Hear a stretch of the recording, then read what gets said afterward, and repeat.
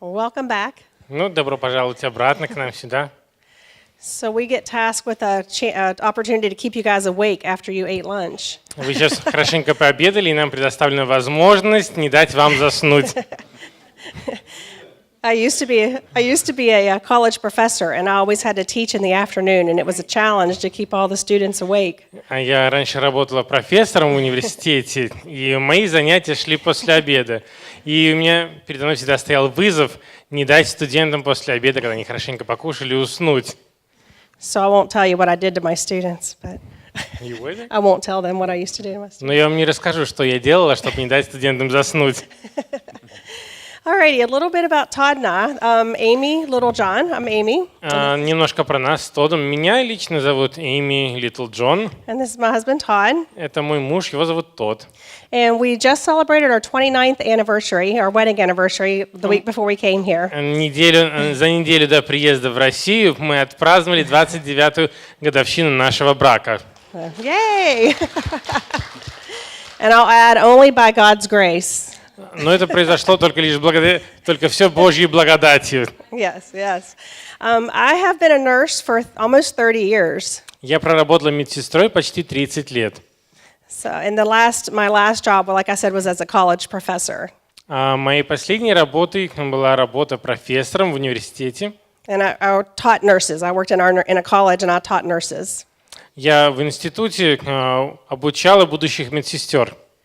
I'm involved in our church. We've been going to the same church that all the other folks that we're with here today go to. So I'm involved in that church. И мы занимаемся служением в той же церкви, что и остальные члены команды, которые приехали сюда в Россию. And I'm the coordinator of the women's Bible study at our campus. Я координирую женское изучение Библии в нашем филиале церкви. У нас несколько филиалов. And then as you're going to hear throughout a little bit of our story, Todd and I teach a finance class at our church. И вот немножко, чтобы рассказать о нас, мы с Тоддом ведем курсы по финансовой грамотности. And just like Ray and Clara talked to you about how they started the ministry with the marriage, that's Todd and that's our role within the church, teaching people about finance and handling money God's way. И вот так же, как Рэй и Клара рассказывали, как заниматься семейным служением церкви, мы обучаем людей, как правильно распоряжаться деньгами в семье. And one of the things that I'm really passionate about is volunteering within our community. So I volunteer at a place called the Ronald McDonald House, which is a special. Мне еще нравится заниматься волонтерской работой, поэтому я занимаюсь в нашем микрорайоне волонтерской работой, хожу в фонд Рональда Макдональда при Макдональдсе. And it's a home that is a place when children are in the hospital, it's a place that it allows the parents to stay close to their children. Это при больницах есть специальные комнаты, которые организует фонд Рональда Макдональда, где родители с детьми могут находиться при больнице. And I'm Todd, А меня зовут her Тодд. husband. Я ее муж. And I have been a software engineer for Я программный инженер, пишу программы 31 years, уже 31 год. and I'm old. Я старый. You cannot say that. You're not allowed to say that. Okay. And like Amy, like she said, I don't say we teach, we facilitate a financial peace class at our. Не сказал бы, что мы преподаем, но мы помогаем познать курс финансовой грамотности.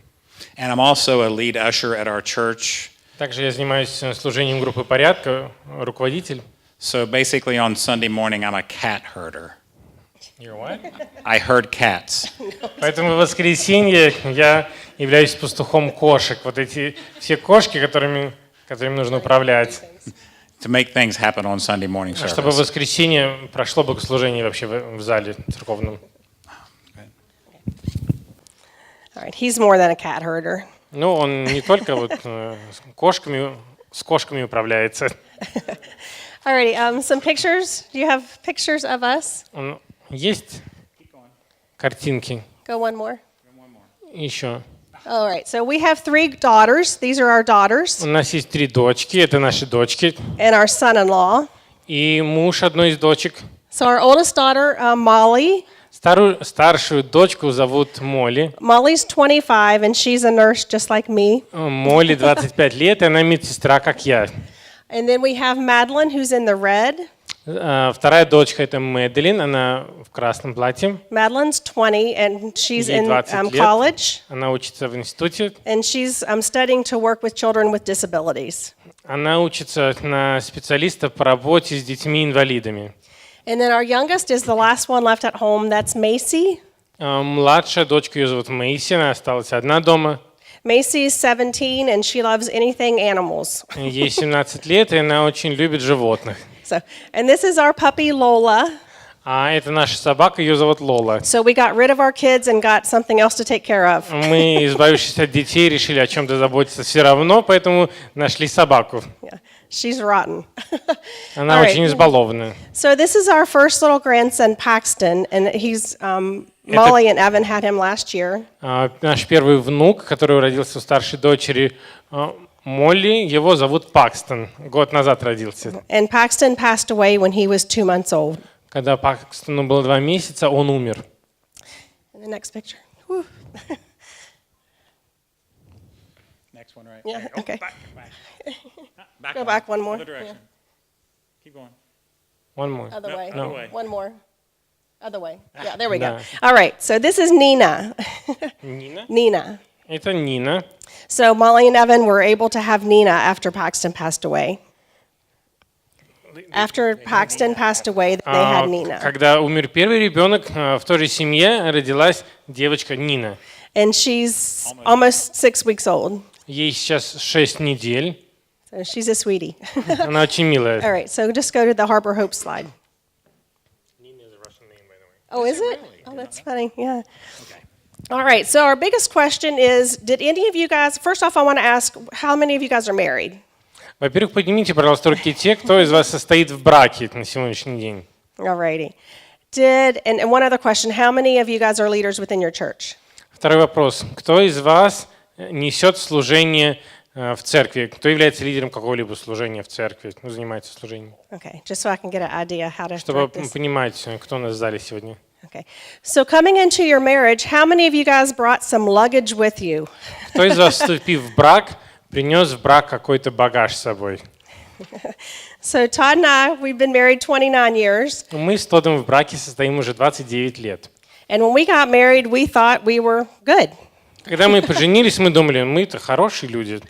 And it wasn't until years later that we started unpacking all this old luggage that we didn't realize we had. С годами мы начали распаковывать чемоданы, которых до этого не замечали, не видели. So now it's taken us 29 years to fix it. И у нас 29 лет ушло на то, чтобы разобраться с багажом, который мы привезли. So we met at our friend's wedding. Мы познакомились у друзей на свадьбе. And 5 weeks after we met, we got engaged. Через 5 недель после знакомства на свадьбе у нас уже была помолвка. So, like we say, that's the beginning of God's grace working out in our marriage. Как уже было сказано, все это Божья благодать, которая благословила наш брак. When we were driving here, all the group was telling us, we're going to the country. We're going to go see the countryside. Пока мы ехали сюда на машине в Тамбов, нам говорили, мы выйдем из города, будем проезжать поля. And Todd and I pulled up and we're like, no, this is the city. И мы, когда приехали сюда, увидели, что здесь все-таки город. Well, where we grew up, it was the country. Там, где мы росли, там вот действительно были везде одни поля. So this feels almost like home, but still a little bit bigger than home. И здесь мы себя чувствуем как дома, но здесь все-таки больше города, чем у нас там было, где мы росли. So we grew up near each other. We didn't know each other when we were younger, though. Несмотря на то, что мы выросли в одной местности, мы познакомились лишь годы спустя, а не в детстве. So my parents they're still married. They've been married for over 60 years. Мои родители уже женаты больше 60 лет. And all of my grandparents had passed away before I was born, except I had one grandfather. А все дедушки и бабушки уже умерли, когда я родилась. У меня остался лишь один дедушка. So I didn't have grandparents really involved in my life growing up as a child. Поэтому, когда я росла, у меня бабушек и дедушек не было. I grew up in a church setting. Я выросла в церкви. And my parents had kind of, I guess, what you would call old-fashioned views. И мои родители были таких традиционных, старомодных взглядов. Todd and I both are the first people in our families to ever go to college.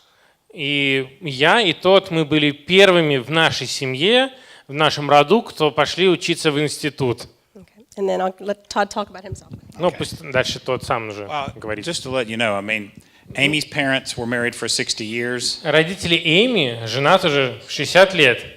and my parents divorced when I was 3. А когда мне было 3 года, мои родители развелись. So, but I feel very blessed because I was adopted when I was 10 days old, and I had a great family. Но я чувствую, я знаю, что у меня отличная семья, потому что когда мне было 10 дней от рождения, меня усыновили, и у меня замечательная семья была все это время.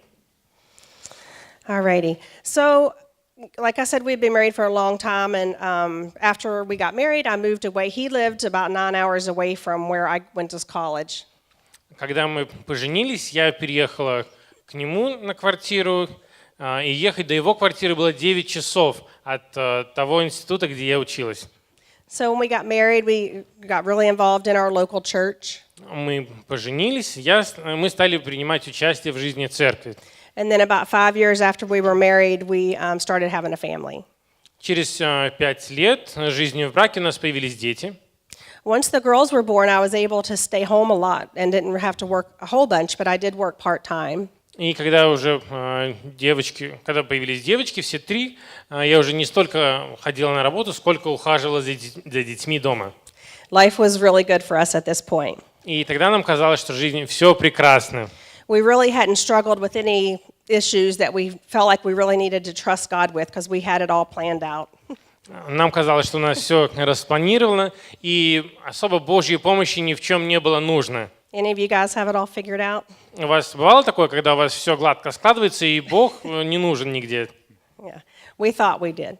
Нам казалось, что у нас все прекрасно. So after our first daughter, we decided we wanted to have more children, so we started trying for our second daughter. Когда у нас родилась первая дочка, нам понравилось, что в семье есть ребенок. Мы подумали, хорошо, если детей будет больше, чем один. And at this point, everything was still great. Like we had the date and the month, everything picked out of when we wanted a second child.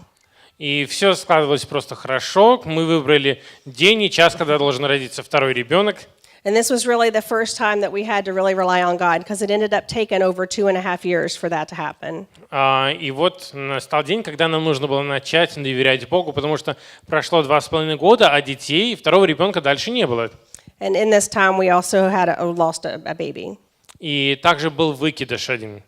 So that really made us rely on God and what was God trying to tell us. И нам пришлось начать доверять Богу, потому что мы должны были понять, что Бог хочет нам сказать.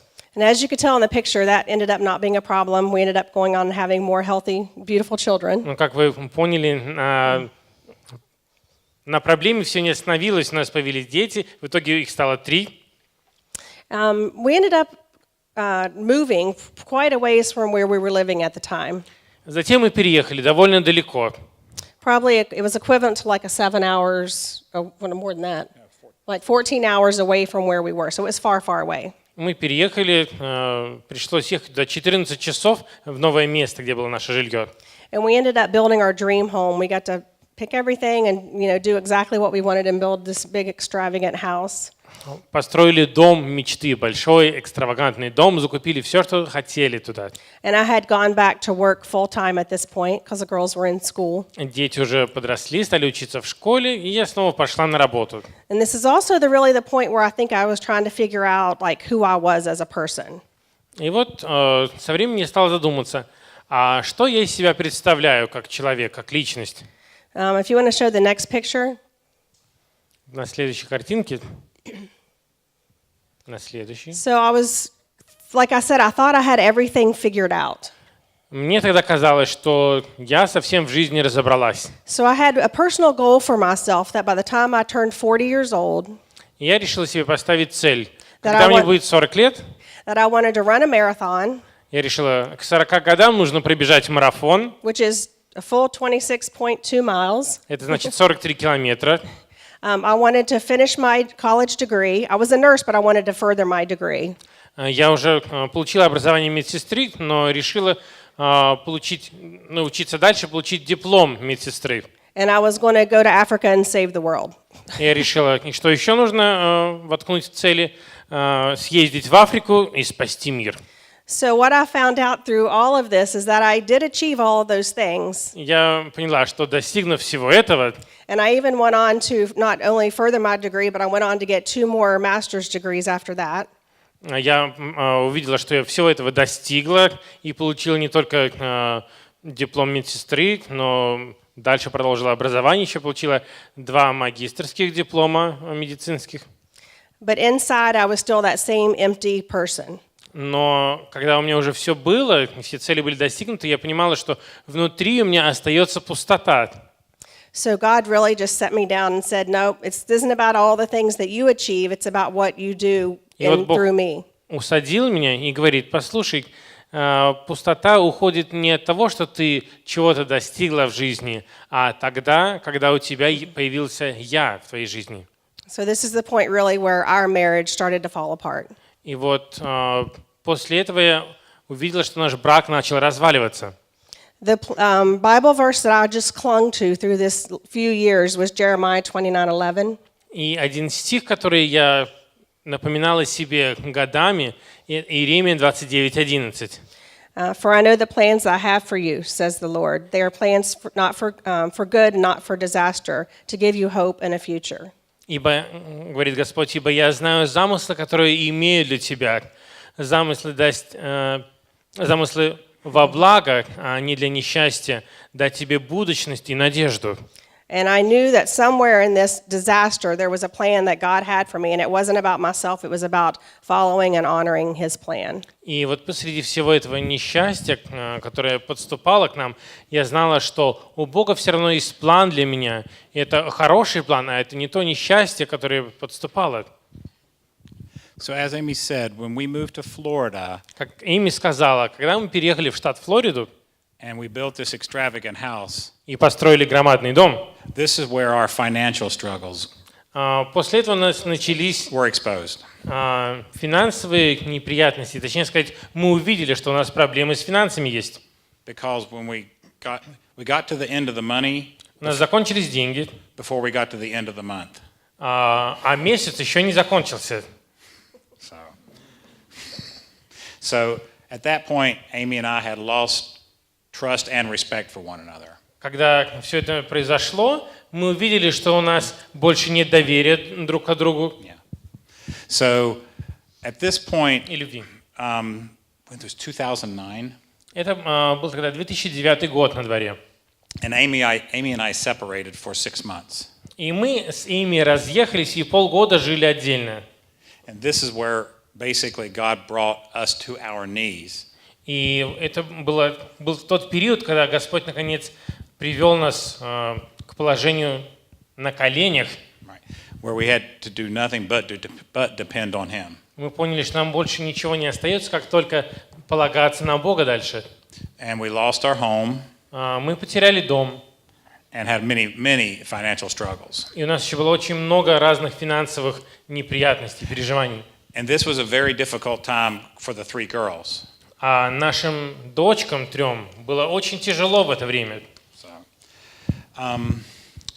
So shortly after the 6 months, Прошло полгода, we got back together. мы снова съехались. By the grace of God, we got back together. Опять же, благодатью Божьей мы смогли это сделать. And about a year after we got back together, И вот год спустя, после того, как мы съехались, we started going to Discovery Church. мы нашли церковь, открытие, и начали туда ходить. And as Amy said, Discovery Church is the church where Mary and Eager, Ray and Clara, and Amy and I go to church. И, как уже было сказано чуть раньше, церковь открытие – это куда мы все вшестером ходим. And our pastor at the time, during what we call DC Connect weekends, it's a time where we develop our small groups. So during our small groups invitation in the fall, our pastor said, "Why don't you guys come to Financial Peace University?" Осенью у нас проходит набор в различные группы поддержки, И тогда к нам пастор подошел и говорит, почему вам не возглавить одну из таких малых групп по финансовому обучению? And it was through this that we learned to handle money the way God had intended. Пойти на обучение в одну из таких малых групп. И во время этого обучения мы узнали, как правильно обращаться с деньгами. Okay. All right. And it was at this point in this class where we learned to handle money God's way. Именно на этих занятиях мы узнали, как правильно обращаться с деньгами с Божьей точки зрения. So we took this class in the fall of 2011. Осенью 2011 года мы прошли этот курс. And we continue to facilitate it to this day. И продолжаем знакомиться с ним до сегодняшнего дня.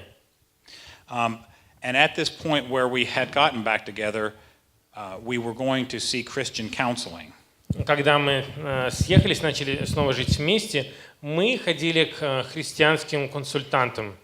And through this Christian counseling, we realized that we have to get, like Clara said, ourselves right with God. И эти консультанты нам сказали, что нам нужно примириться, наладить отношения с Богом. And we need to put God first and our spouse second. И нам сказали, что нужно научиться ставить Бога на первое место, а мужа или жену на второе. And like Ray said, it's literally one drop at a time back in the trust and respect И bucket. как Рэй сказал, для того, чтобы завоевать уважение друг друга, требуется много времени, капля за каплей. And we continue that today. Мы продолжаем капать даже и сегодня. And I was talking with someone earlier, and I was saying, Я сегодня с кем-то общался like, I'm an engineer. и говорил, я инженер, I write software. я пишу компьютерные программы. So by default, I'm weird. То есть уже по определению я человек странный. And so when we went to counseling, Когда мы пошли за консультацией, our pastor knew I was an engineer. Пастор тогда уже знал, что я инженер. And he told me, he said, treat your wife like a problem. Он говорит, воспринимай жену как проблему. And try to learn as much about her as you can. И постарайся выяснить все, что можно об этой проблеме. And that helped me to better relate with Amy. Это помогло мне лучше относиться к Эйми, лучше общаться с ней. So. All right, so we've been through a lot in our 29 years. За 29 лет брака мы прошли через многое. And had it not been for the church, we would not have made it. It's not a И problem. если бы не церковь, то ничего бы из нашего брака не получилось. So it's really the opportunities that we had through our church that we were able to heal.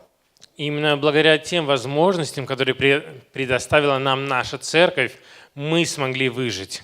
And we had to heal first ourselves before we could pour out into other people. И сначала нужно было выжить нам самим, получить исцеление самим, прежде чем помогать людям. So it was actually classes like Ray and Claire facilitate in our church, the marriage classes that we first got involved in. Сначала мы ходили на занятия, которые были похожи на те, что проводили Рэй и Клара в церкви. And Todd and I both had to look at what we were bringing to the marriage first. И нам с Тоддом нужно было, во-первых, самостоятельно оценить тот багаж, который каждый из нас принес в брак. And I had to stop looking at what he wasn't doing for me, but what I wasn't doing for him. И мне нужно было перестать смотреть на то, что он не делает для меня, а обратить внимание на то, что я не делаю для него.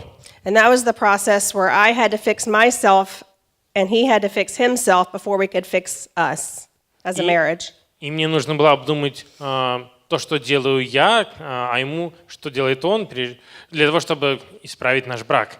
So we had to surround ourselves with people that we wanted to be like. И нам нужно было окружить себя такими людьми, на которых мы хотим быть похожими. We took the marriage classes and we also started getting involved in other ways within the church and volunteering.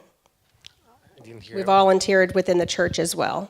И мы также стали служить в качестве добровольцев в церкви. We really started understanding, I think Ray and Clara said, that this was a covenant before God that we were taking. It wasn't about a marriage between us. It was about what we had honored God, that our marriage had to honor what God wanted. It's a covenant between us and God, not between each other. Мы должны были понять, что это не просто отношения между нами, завет между нами, но это завет между нами и Богом, который мы должны были принять. And we were able to see through, through our earlier problems where we first started having to trust God. И смотря на прошлые проблемы, мы поняли, что прежде всего нужно начать доверять Богу. That we were able to now realize that God will pull us through anything. И нам нужно было понять, что Бог сможет нас вытащить из любой ситуации. Because I know in my heart I was done with my marriage, so the fact that He saved our marriage is a miracle. Внутри про себя думала, что брак мой закончился, и то, что Бог совершил, это было чудо. And that's what gave us the strength to get through the loss of our grandson. И это то, что придало нам силы пережить смерть первого внука. And I can't stress enough how important these programs are for you to have in your community and within your church to be able to help, because people are hurting and we need these in Не our передать churches. словами, насколько важно, чтобы подобные программы поддержки были в поместных церквах, чтобы помогать людям, которые проходят через различные трагедии, сложные ситуации. I think we all feel like when you're going through something that you're the only one that's going through that. Очень часто, когда у нас случается трагедия в семье, нам кажется, что наша ситуация уникальна, и у других подобного просто быть не может. You don't want people to know, and you keep it quiet, and you don't want to talk about it. Мы об этом не рассказываем другим людям, мы все оставляем при себе. And we did that, and when we separated, Мы people то were же shocked. самое делали в своей семье. Мы никому ничего не рассказывали. Когда мы разъехались, люди были в шоке. But you have to expose that because you can't heal if you're keeping it under wrap. Но нужно все выводить на поверхность, на свет, потому что если подавлять все, хранить в тайне, то это не поможет. So at this point, like I said, we were attending the church and involved in church and volunteering in church. Как я уже сказал, на тот момент мы пришли в церковь, стали участвовать в жизни церкви и были добровольцами. And this is the first time in my life and my married life Впервые в моей жизни и в браке, that we were finally handling money the way God had intended us to handle мы money. наконец начали обращаться с деньгами так, как Бог этого хотел. So when we got back together, this is the first time we ever truly tithed to our church. Когда мы наконец съехались, начали жить вместе, мы впервые по-настоящему начали отдавать десятину в церковь. And our next session we'll talk about how we handle money God's way. На следующем занятии мы с вами обсудим, как обращаться с деньгами с Божьей точки зрения. There's just a few Bible verses that I wanted to talk about when it talks about handling money God's way. Упомянуть несколько стихов из Библии, которые указывают на то, как обращаться с деньгами с Божьей точки зрения. Matthew 6:21. Матфея 6:21. For where your treasure is, Ибо there где your heart will be сокровище also. ваше, там и сердце ваше. And I always pronounce this wrong. Haggai И еще из книги пророка Агея, стих 2:8. 2:8. The silver is mine, the gold is mine, declares the Lord of hosts. Серебро и золото мое, говорит Господь Саваоф. Because what I want to say, we have what would you say? What would you call that, Mary? Our saying? It's a saying that they put up every Sunday when we have our offering, and it says we give first, and we save second, and we live on the rest. And I'll kind of go over those in more detail in a few minutes. У нас в воскресенье каждый раз во время сбора пожертвований на экране висит одна и та же фраза, появляется одна и та же фраза. Сначала мы отдаем десятину, затем откладываем деньги на будущее, а что остается, третье, на это мы уже живем. And we that are involved in ministry, whether it be employed by the church or volunteers, we need to lead by example. И каким бы служением мы ни занимались в церкви, будь мы в церкви на зарплате или участвуем как добровольцы в служении, мы руководим людьми, ведем людей за собой, показывая им пример. Именно примером мы ведем за собой. And that's what Todd and I had to start doing. We couldn't be teaching this class if we weren't living it. И это то, чем нам с Тоддом пришлось заняться. Мы не смогли бы вести этот курс, если бы сами не начали этим жить. So it's important, regardless of what you're doing in your life, if you want to be the example, you have to live that example. Поэтому чем бы вы ни занимались, если вы хотите быть примером для людей, вы должны жить этим примером. So we are a constant work in progress. Поэтому мы постоянно над этим работаем, у нас процесс не прекращается. And Ray and Clara talked about being, having grace for each other and forgiveness.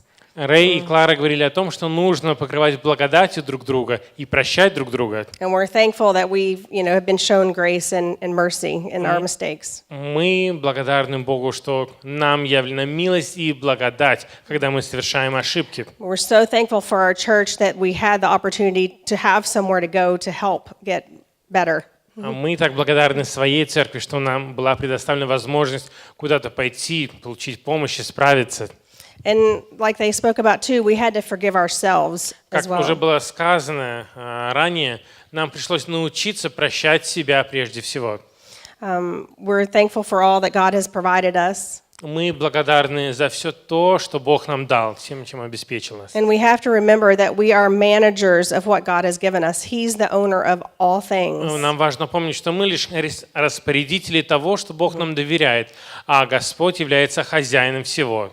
So when you look at it that way, that we are just managers of what He gives us. Поэтому нужно воспринимать все, что у нас есть, с той точки зрения, что мы лишь распорядители того, что Бог нам доверяет. And we understand that without God, we could not do what we do and be who we are. И мы должны понимать, что без Бога мы не сможем делать то, что мы делаем, и быть теми, кем мы сегодня являемся. And we have to be willing to share our pain in order to be honoring Him and helping His people.